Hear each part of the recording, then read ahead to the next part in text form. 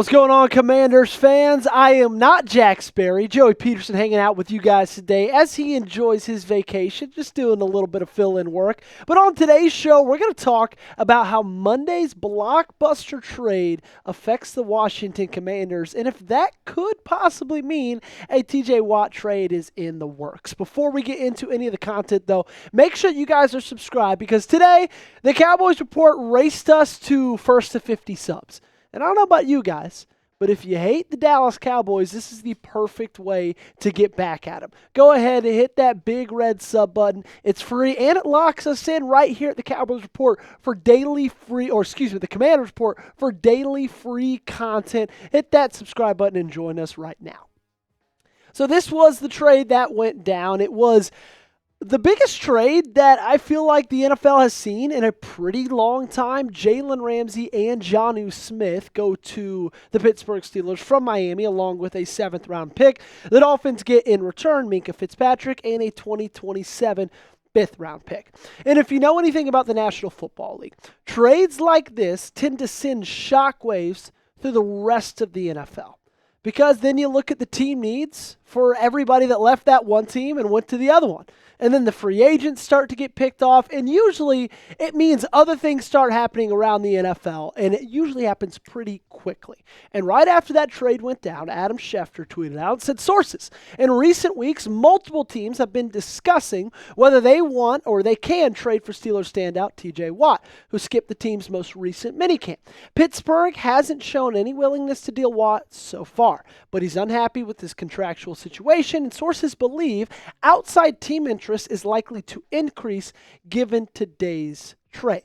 So the question that comes off of that, and the question that we'll talk about today on the show, is will Washington possibly be interested in adding TJ Watt?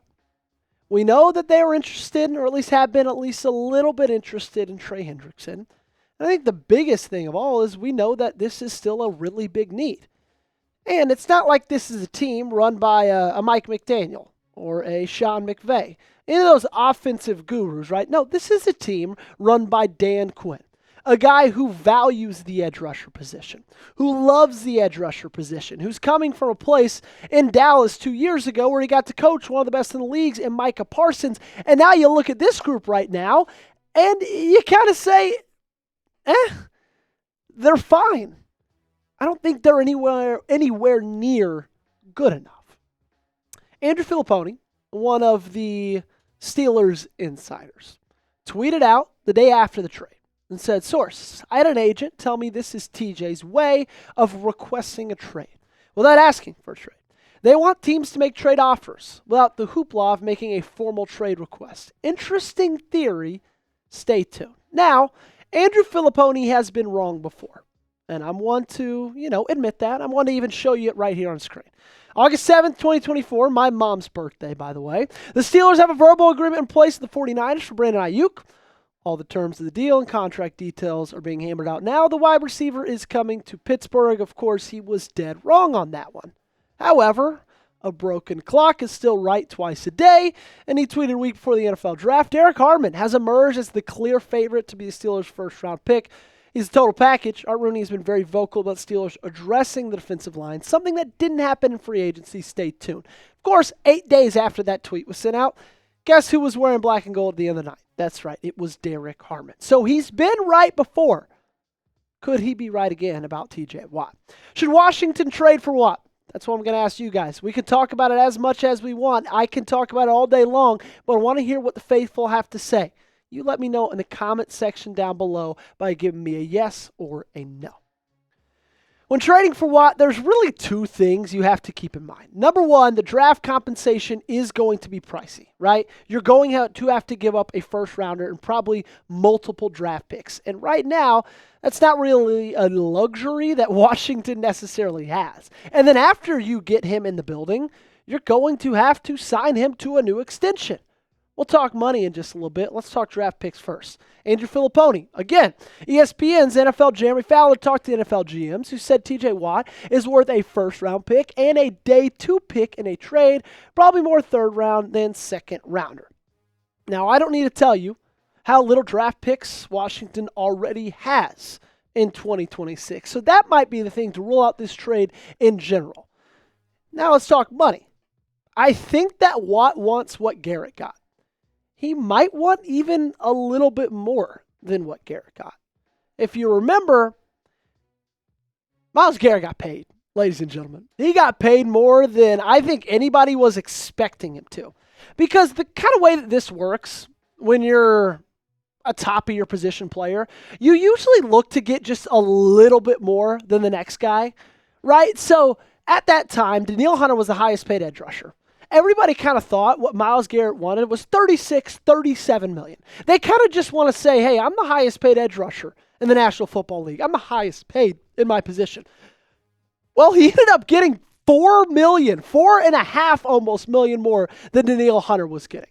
And you might think at the time, like, whoa, that's an overpay. But then you think of how great Myles Garrett is, and you're like, I can kind of see it. Well, if TJ Watt wants that money, you might at first think, there's no way in hell he's going to get that money, right? He's not as good as Myles Garrett. Well, he kind of is. First in sacks in the National Football League since 2017. Number 1 in tackles for loss. Number 1 in fumbles forced. Number 1 in turnovers forced. That's right. He's forced more turnovers, 40 as an edge rusher, than any other player, secondary included, in the National Football League. If you don't think he'll get a 1, I'm just going to tell you right here, you're wrong. TJ Watt, the Pittsburgh Steelers, if anybody trades for him, they will get a first-round pick in return. He is worth a first-round pick, okay? Just imagine if he was on your team. Imagine if he's a Washington Commander and someone tries to say, we'll give you a second for him. You would not take that deal in a second. The man had 22.5 sacks just a couple of years ago. The thing is, the latest from the People's Insider on Mr. Slick Rick, latest Steelers offer to TJ Watt would make him the highest paid non-quarterback by average per year, but there's still a ways to go on getting the deal done. Expect the deal to get done closer to camp. Hashtag here we go. Hashtag Happy Canada Day. This came on July 1st, not June 1st down there.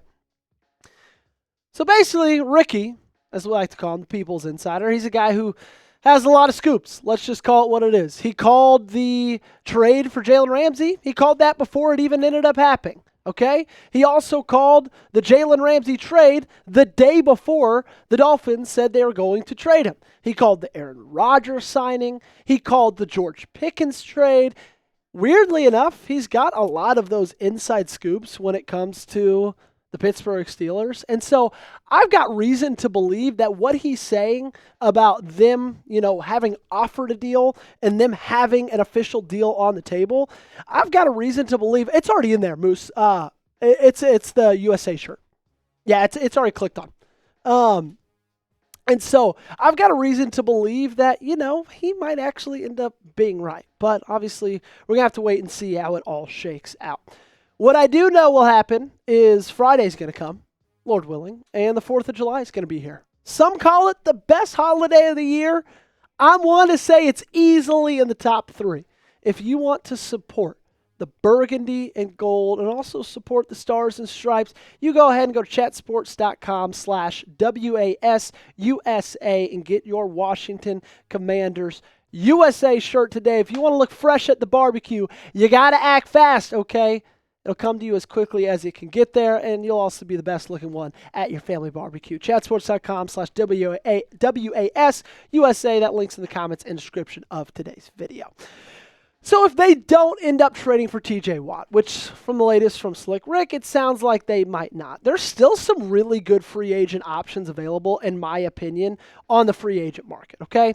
Von Miller, Zadarius Smith, Jadeveon Clowney, Matthew Judon, Preston Smith, all 5 of those guys, I would feel really confident in when talking about just having someone as a rotational pass rusher, even though they're a little bit old, all of them. 32 is the youngest out of those 5. Von Miller's the age of 36. But with the current state of this room, like any of those guys, I think would slide right in and actually be pretty solid. So if I am Adam Peters, what I believe Washington should do is sign one of those free agent edge rushers, because I don't think the current room is good enough, and then prioritize the money you would have spent on a TJ Watt extension.